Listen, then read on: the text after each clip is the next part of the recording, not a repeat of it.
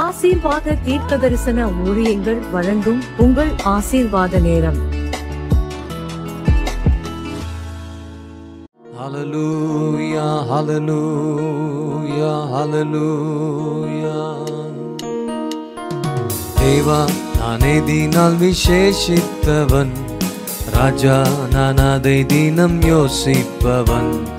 தேவா நானே தினால் விசேஷித்தவன், ராஜா நான் அதை தினம் யோசிப்பவன்.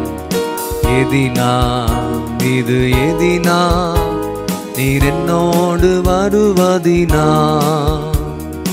எதினா இது எதினா, நீர் என்னோடு இருப்பதினா. தேவா நான் எதினால் விசேஷித்தவன், ராஜா நான் அதை தினம் யோசிப்பவன். தேவா நான் எதினால் விசேஷித்தவன், ராஜா நான் அதை தினம் யோசிப்பவன். எதினா இது எதினா, நீர் என்னோடு வருவதினால். சொல்லுங்க எல்லாரும்.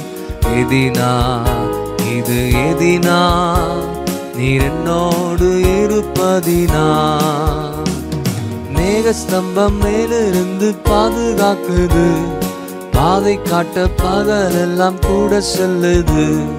மேகஸ்தம்பம் மேலிருந்து பாதுகாக்குது, பாதை காட்ட பகலெல்லாம் கூட செல்லுது. அன்பான தேவன் என்னோடு வருவார், அது போதும் என் வாழ்விலே. எத்தனை பேர் சொல்றீங்க? அன்பான தேவன் என்னோடு வருவார், அது போதும் என் வாழ்விலே. தேவா நான் எதினால் விசேஷித்தவன், ராஜா நான் அதை தினம் யோசிப்பவன். தேவா நான் எதினால் விசேஷித்தவன், ராஜா நான் அதை தினம் யோசிப்பவன். எதினா இது எதினா, நீர் என்னோடு வருவதினா. எதினா இது எதினா, நீர் என்னோடு இருப்பதினா. தாகம் கொண்ட தேவ ஜனம் வானம் பார்க்குது, ஆவல் கொண்ட கண்மலையும் கூட செல்லுது. தாகம் கொண்ட தேவ ஜனம் வானம் பார்க்குது, ஆவல் கொண்ட கண்மலையும் கூட செல்லுது. என் ஏக்கம் எல்லாம் என் தேவன் தீர்ப்பார், சந்தோஷம் நான் காணுவேன். சொல்லுங்க எல்லாரும். என் ஏக்கமெல்லாம் என் தேவன் தீர்ப்பார், சந்தோஷம் நான் காணுவேன்.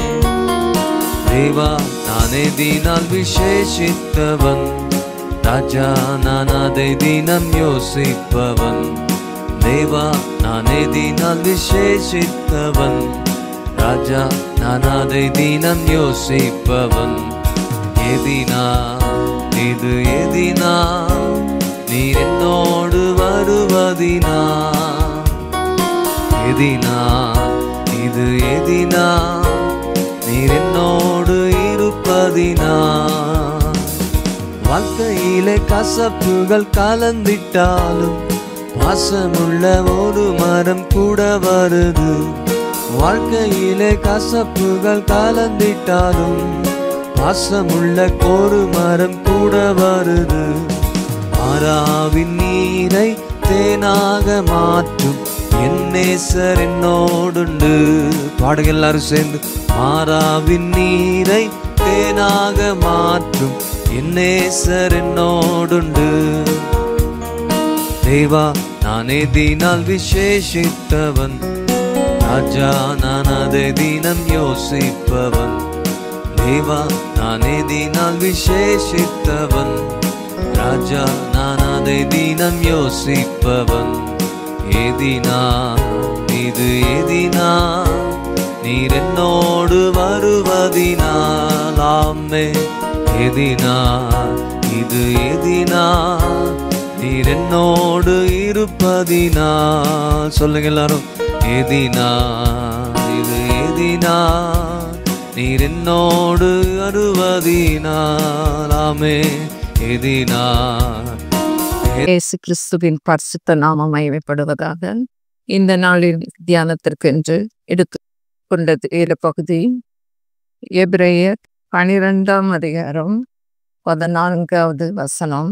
Hebrews chapter 12 verse 14. யாவரோடு சமாதானமாய் இருக்கவும் பரிசுத்தம் உள்ளவர்களாய் இருக்கவும் நாடுங்கள். பரிசுத்தம் இல்லாமல் ஒருவனும் கர்த்தரை தரிசிப்பது இல்லையே. ஆண்டவராய் இயேசு கிறிஸ்து பரிசுத்தப்படுத்துகிற தேவன். அவர் பரிசுத்தமுள்ள தேவன். தேவன் மரித்தோரிலிருந்து எழுந்தவர். பலமாய் ரூபிக்கப்பட்ட தேவகுமாரன். நமக்காய் அனுப்பப்பட்டவர். ஆண்டவர் அவருக்குள்ளாக நம்மை ஆயத்தப்படுத்த விரும்புகிறார். பரிசுத்தப்படுத்த விரும்புகிறார். புதிய நாளை காண வேண்டும் என்று ஆண்டுடைய பாதத்துல ஜெபத்துல நம்மை பரிசுத்தப்படுத்திக் கொள்ளுவதும் நம்மை ஆயத்தப்படுத்திக் கொள்ளுவதும் இந்த நாள்ல மிகவும் தேவையாயிருக்கிறது. கர்த்தர் நம்மை பரிசுத்தப்படுத்துகிறவர். அவர் நம் தேவன், பரிசுத்தமுள்ள தேவன். நான் பரிசுத்தம் இல்லாமல் ஒருவனும் கர்த்தரை தரிசிப்பது இல்லையே. இருதயத்தில் பரிசுத்தமுள்ளவர்கள் பாக்கியவான்கள். அவர்கள் தேவனை தரிசிப்பார்கள். இருதயத்திலே சுத்தம், பரிசுத்தம் ஆண்டவராகிய இயேசு கிறிஸ்து எதிர்பார்க்கிறார். ஏனென்றால் அவர் தம்முடைய பரிசுத்த இரத்தத்தை நமக்காக கரையற்ற, பிழையற்ற, மாசற்ற இரத்தத்தின் வல்லமையினால நம்மை அவர் மீட்டுக் கொள்வதற்காக இந்த உலகத்திலே வந்தார். பாவிகளை ரட்சிக்க இயேசு கிறிஸ்து இந்த உலகத்திலே பிறந்தார். இந்த நாளிலும் இயேசு கிறிஸ்து விரும்புகிற காரியம் பரிசுத்தமுள்ளவர்களாய் இருக்க நாடுங்கள். நீங்கள் என்னை தரிசிக்க வேண்டும் என்றால், என்னை காண வேண்டும் என்றால், என்னுடைய சமூகத்தை பிரசன்னத்தை அனுபவிக்க வேண்டும் என்றால், என்னை போல நீங்களும் பரிசுத்தராய் மாற முடியும். நடக்கைகள் எல்லாவற்றிலேயும் நீங்க பரிசுத்தராய் இருங்கள் என்று சொல்லுகிறார். மாம்சத்திலும் ஆவியிலும் உண்டானதான எல்லா அசுசியும் நீங்க உங்களை சுத்திகரித்து கொண்டு பரிசுத்தமாகுதல தேவ பலத்தோட பூரணப்படுத்த வேண்டியது அவசியமாயிருக்கிறது. ரோமர் 12:18 வசனத்திலும் கூடுமானால் உங்களால் ஆன மட்டும் எல்லா மனுஷரோடும் சமாதானமாயிருங்கள். ஆண்டவர் பரிசுத்தப்படுத்துகிறவர். பாசியோ பீஸ் அண்ட் ஹோலினஸ். பரிசுத்தமாயிருக்கவும் சமாதானமாயிருக்கவும் நாட வேண்டும், வாஞ்சிக்க வேண்டும், விரும்பி பெற்றுக்கொள்ள வேண்டும்.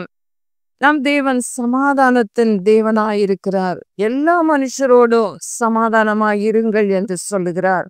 சமாதானம் எல்லாரோடும் இருக்க வேண்டியது தேவை. ஆனால் அநேக பரிசுத்தமற்ற வாழ்க்கையை வாழ்ந்து கொண்டிருக்கிறவர்களோடு நாம் அதிகம் ஐக்கியம் கொள்ளாதபடிக்கு, அதிகம் கலந்து கொள்ள கூடாது என்று பரிசுத்த வேதாகமம் சொல்லுகிறது. அவர்களோடு நாம் சமாதானமாய் இருக்க வேண்டும். ஆனால் நம்முடைய தேவனோடு நம்ம பேசி பழகி சமாதானமாய் இருக்கும் பொழுது பிறரோடு அதிகமாய் நாம் கலந்து அவர்கள் போகிற பாதையிலே போக முடிவது இல்லை. ஏனென்றால் கர்த்தர் சொல்லுகிறார், அசுத்தமானதை தொடாதிருங்கள், அவள் நடுவிலிருந்து பிரிந்து போய் நீங்க உங்களுடைய பரிசுத்தத்தை நீங்க காத்து கொள்ளுங்க என்று ஆண்டவராகிய இயேசு கிறிஸ்து சொல்லுகிறார். மேலும் மாம்சத்திலோ ஆவியிலோ அநேக அசுசியான காரியங்கள், பொல்லாங்கான காரியங்கள், தீமையான காரியங்கள், அவைகளை நாம் தள்ளி போட வேண்டியது அவசியம். தீமை செய்தலை விட்டு ஓயுங்கள் என்று வேத வார்த்தை சொல்லுகிறது. பொல்லாப்பை விட்டு நீங்குவதே புத்தி என்று வேதம் விளம்புகிறது. தீமை விட்டு விலகுவதுதான் கர்த்தருக்கு பயப்படும் பயம். தீமை விட்டு விலகி சமாதானத்தை தேடுங்கள், அதை பின்தொடருங்கள் என்று ஆண்டவர் சொல்லுகிறார். அவர் மேல நம்பிக்கை வைத்திருக்கிற நீங்கள் ஒவ்வொருவரும், அவர் உங்களுக்காக வந்தார், உங்களுக்காக மரித்தார், உங்களுக்காக சிலுவையில பாடுகளை அனுபவித்தார் என்ற நம்பிக்கையோடு நீங்க காணப்படுத வேண்டியது அவசியம். அந்த நம்பிக்கை வைத்திருக்கும் பொழுது வைத்திருக்கிற நீங்கள் அவர் சுத்தமுள்ளவராக இருக்கிறது போல உங்களை நீங்க சுத்திகரித்துக் கொள்ள வேண்டியது அவசியமாயிருக்கிறது. நாம் இந்த நாட்கள்ல அநேக காரியங்களை பழைய காரியங்களை அகற்றி போடுவது உண்டு. ஆனால் நீ உட்புறத்தை முதலாவது சுத்தமாக்கு. வெளிப்புறமும் சுத்தம் பண்ணுகிறோம், நல்லதுதான், அவசியம்தான். ஆனால் சுப்ரீம் டியூட்டி என்னவென்றால் உட்புறத்தை நீ முதலாவது சுத்தமாக்கு. ஆண்டவர் உள்ளின் துரியங்களை பார்க்கிறார், ஆராய்ந்து பார்க்கிறார். உள்ளத்துல எந்த ஒரு கசப்பான வேறும் இருக்கக்கூடாது. சமாதானம் மற்றவர்களாய் நாம் வாழக்கூடாது. உங்களுடைய குடும்பத்துல சமாதானம் வேண்டும் என்று கர்த்தர் விரும்புகிறார். நான் பரிசுத்தர், ஆகையால் நீங்கள் உங்கள் நடக்கைகள் எல்லாவற்றிலும் பரிசுத்தராய் இருக்க வேண்டும் என்று வேதம் சொல்லுகிறது. அவர் பொருளாசையை வெறுக்கிறார். விக்கிரக ஆராதனையான பொருளாசை என்று சொல்லுகிறார். அவர்கள் தேவனுடைய ராஜ்யத்துல பிரவேசிக்க முடியாது. மேலும் கர்த்தருடைய நாள் ஒன்று வரப்போகிறது, அதற்கு ஆயத்தமாக வேண்டும். அன்று சாஸ்திரிகள் பொன், தூபவர்க்கம், வெள்ளை போலத்தை காணிக்கையாக கொண்டு வந்தார்கள். இயேசு கிறிஸ்துவை அந்த பிறப்பை முன்னிட்டு அவரை காண வந்தவர்கள் காணிக்கையாக கொண்டு வந்து படைத்தனர் என்று சொல்லி பார்க்கிறோம். பொன் பரிசுத்தமாகுதலை அடையாளப்படுத்துகிறது, பரிசுத்தப்படுத்துகிறவரை குறிக்கிறது. இன்னும் தூப வர்க்கம் என்பது அன்று பலிபீடத்துல அந்த தூப வர்க்கத்தை போட்டு அந்த புகையை எழும்ப பண்ணி கர்த்தரை ஆராதிப்பது அந்த காலத்திலே வழக்கம். தூப வர்க்கம் என்பது ஒரு பிசன். அது குங்கிலியம் என்ற ஒரு மரத்திலிருந்து, அந்த பட்டையிலிருந்து எடுக்கப்படுகிற ஒரு பொருள், விலை உயர்ந்த ஒரு பொருள் என்று பார்க்கிறோம். அதே போல ஆண்டவர் இந்த நாளிலும் கூட நாம் ஜெபமாகிய தூப வர்க்கத்தை அவருக்கு அந்த ஜெபமாகிய தூபம் எப்பொழுதும் நாம் ஏறெடுத்து கொண்டே இருக்க வேண்டும். ஏறெடுத்து கொண்டே இருக்க முடியும். எந்நேரமும் அவரை நோக்கி பேசுவது, பாடுவது, துதிப்பது, அவரை புகழுவது, போற்றுவது, இதையே குறிக்கிறது. மேலும் இயேசு கிறிஸ்து பரிந்து பேசுகிறவர். ஒருவன் பாவம் செய்வானாகில் பிதாவானவர் நமக்காக பிதாவினிடத்தில் பரிந்து பேசுகிறவராய் இருக்கிறார் என்று வேதம் சொல்லுகிறது. அது பரிந்து பேசுகிற ஜபத்தை குறிக்கிறது. பரிந்து பேசுகிற தேவன், மன்றாடுகிற தேவன், பரிந்து பேசுகிற ஆவியானவர் ஏற்றபடி உங்களுக்காக வேண்டுதல் செய்யும்படிக்கு வாக்கு கடங்காத பெருமூச்சுகளோடு உங்களுக்காக வேண்டுதல் செய்கிறார். மேலும் வெள்ளை போலம் என்று சொல்லு பார்க்கும் பொழுது அது அவர் குணமாக்குபவர் என்பதை அடையாளப்படுத்துகிறதா.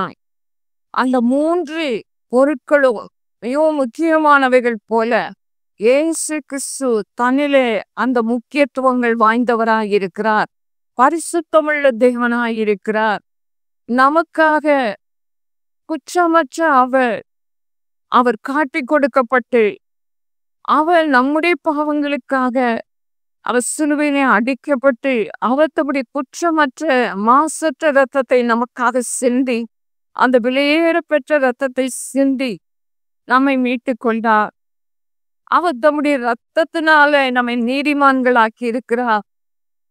அவரை விசுவாசிக்கிற அந்த விசுவாசத்தை நம்பிக்கையை கொடுத்திருக்கிறார். அவர் எனக்காக மரித்தார், எனக்காக உயிர்த்தெழுந்தார், எனக்காக பரிந்து பேசுகிறார், அவர் என்னை பரிசுத்தப்படுத்துகிறார் என்று சொல்லி நீங்க இப்பொழுது இயேசு கிறிஸ்துவை பரிசுத்தப்படுத்துகிறவராக பாருங்க.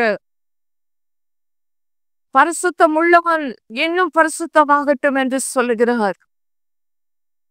பரிசுத்த ஒரு அனுபவம், பரிசுத்தரின் அனுபவம், பரிசுத்தரின் ஒரு வாழ்க்கை, ஒரு குற்றமற்ற ஒரு வாழ்க்கை. அவர் மனசாட்சியில மட்டும் குற்றமற்றவராக அல்ல, வாழ்க்கையிலும் அப்படி வாழ்ந்து காண்பித்தார்.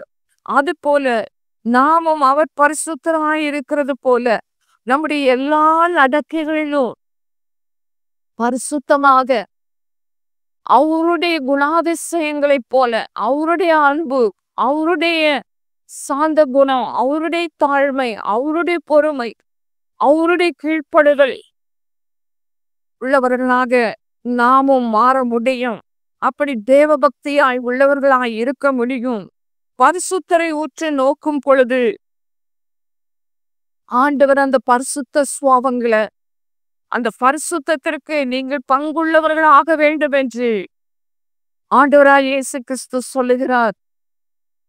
உங்களுக்கு பிரயோஜனத்துக்காகவே ஆண்டவர் பேசுகிறார். பரிசுத்தத்திற்கு பங்குள்ளவர்களாய் மாற வேண்டும். அவருடைய குணாதிசயம் உங்களுக்கு பங்காகட்டும், உங்களுக்கு சொந்தமாகட்டும் என்று சொல்லுகிறார். ஆண்டவருடைய நாள் சீக்கிரமாய் வரப்போகிறது. கர்த்தருடைய நாள், அதற்காக மிகுந்த ஆவலோடு காத்திருக்க வேண்டியது அவசியம். அதற்காக ஆயத்தப்பட வேண்டியது அவசியம்.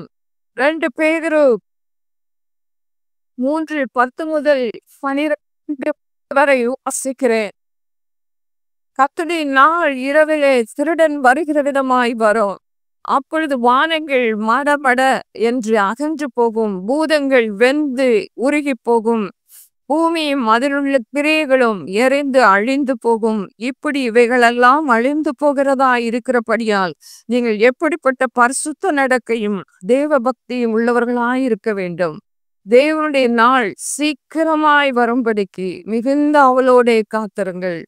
அந்த நாளில் வானங்கள் வெந்து அழிந்து பூதங்கள் எரிந்து உருகி போகும். ஆகையால் பிரியமானவர்களே, இவைகள் வர காத்திருக்கிற நீங்கள் கரையற்றவர்களும் பிழையில்லாதவர்களுமாய் சமாதானத்தோட அவர் சந்நிதியில் காணப்படும்படி ஜாக்கிரதையாயிருங்கள். 14வது வசனமும் கூட நாம் வாசித்தோம். அந்த வார்த்தையில கூறப்பட்டிருக்கிறபடி அவர் வர ஆவலாய் காத்திருக்க வேண்டும். தாமதிக்கிறார் என்று சிலர் எண்ணுகிறபடி அவர் எல்லாரும் மனம் திரும்ப வேண்டும் என்று அவர் தாமதிக்கிறார். எல்லாருக்காகவும் அவர் நீடிய பொறுமை உள்ளவராக அவர் காத்து கொண்டிருக்கிறார். அப்படி என்றால் அவருடைய நாள் என்று ஒன்று இருக்கிறது. அது திருடன் வருகிற விதமாய் வரும். அப்பொழுது வானங்கள் அகன்று போகும், வெந்து எல்லாம் அழிந்து போகிற அந்த காரியங்களை பார்க்கிறோம். பூமியும் அதில் உள்ள கிரியைகள் அழிந்து போகும். ஆனால் ஆண்டவருடைய வார்த்தைகள் ஒழிவது இல்லை. ஆண்டவர் சொன்னபடியே அநேக இடங்கள்ல நாம் இந்த நாட்கள்ல நாம் வெள்ளம், இன்னும் பூமி அதிர்ச்சி, இன்னும் பஞ்சம், அநேக காரியங்கள், யுத்தங்கள், இவைகளெல்லாம் கேள்விப்பட்டோம். ஆண்டவர் சில காரியங்கள் அகன்று போகும், அழிந்து போகும் என்று சொல்லியிருக்கிறார்.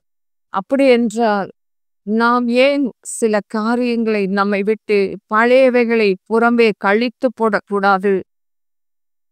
பழைய புளித்த மாவை உங்களை விட்டு கழித்து போடுங்கள் என்று வேதம் சொல்லுகிறது. பழைய குணங்கள், பழைய சுபாவங்களை நம்மை விட்டு அறவே அகற்றிவிட தீர்மானம் எடுத்து ஆண்டவரிடத்துல இந்த நாள்ல ஒப்பு கொடுப்போமா? மன்னியாத ஒரு குணமா அல்லது ஒரு கசப்பான ஒரு அனுபவம் இருக்கிறதா? அதையெல்லாம் இந்த நாள்ல அகற்றி விடும்படிக்கு ஆண்டவருடைய சன்னிதானத்துல நீங்க ஒவ்வொருவரும் கடந்து வருவீர்கள் என்றால் ஆண்டவர் உங்களுடைய ஒப்பு கொடுத்தலை அவர் கனம் பண்ணி உங்கள் விசுவாசத்தை பார்த்து நீங்கள் ஆண்டவரிடத்துல கேட்கிறபடியே ஆண்டவர் உங்களை அதிகமாய் தீமைகளை விட்டு உங்களை ஓய பண்ணுவார். நன்மை செய்ய படிப்பீர்கள், சமாதானத்தை தேடி அதுல தொடருவீர்கள். நன்மையும் கிருபையும் அப்படி என்றால் உங்களுக்கு தொடர்ந்து வரும். ஆதலால் இந்த நாளிலும் கூட அதோடைய சமூகத்துல இந்த நாட்கள் நம்மை பரிசுத்தப்படுத்திக் கொள்ளுகிற நாட்கள், ஆயத்தப்படுத்திக் கொள்ளுகிற நாட்கள். அவர் வருவதற்கு நாம் மிகுந்த ஆவலாய் காத்திருக்க வேண்டியது அவசியம். கடைசியாக, ஆதலால் நீங்கள் எப்படிப்பட்ட பரிசுத்த நடக்கையும் பக்தியும் உள்ளவர்களாய் இருக்க வேண்டும். இவையெல்லாம் அழிந்து போகிறதா இருப்படினால நீங்க எவ்வளவு தூரம் ஜாக்கிரதையை காண்பிக்க வேண்டும் என்று ஆண்டவர் சொல்லுகிறார்.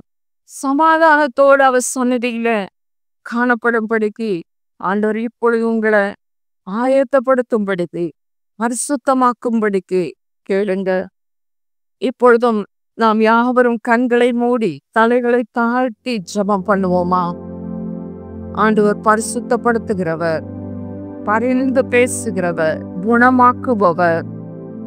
ஆண்டவரை குறித்து குணாதிசயங்களை பார்க்கும் பொழுது நம்முடைய தேவன் சமாதானத்தின் கர்த்தர். அவருடைய சமாதானத்தின் பெருக்கத்திற்கு முடிவு இல்லை. சமாதானத்தின் பெருக்கம் இன்னும் அவருடைய சிந்தனை உள்ளவர்களாய் நாம் மாறுவோம்.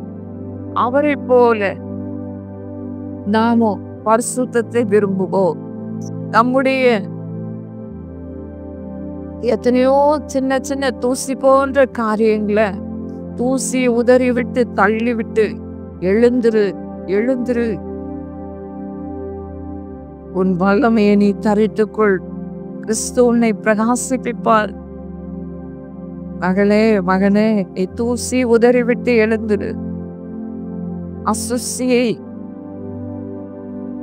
உன்னை விட்டு அகற்றி போடும்படிக்கு நீ பரிசுத்தமாகுதல இப்பொழுதும் பூரணமாய் பெற்றுக்கொள்ள வேண்டும் என்று கர்த்தர் இப்பொழுதும் இடைப்படுகிறார்.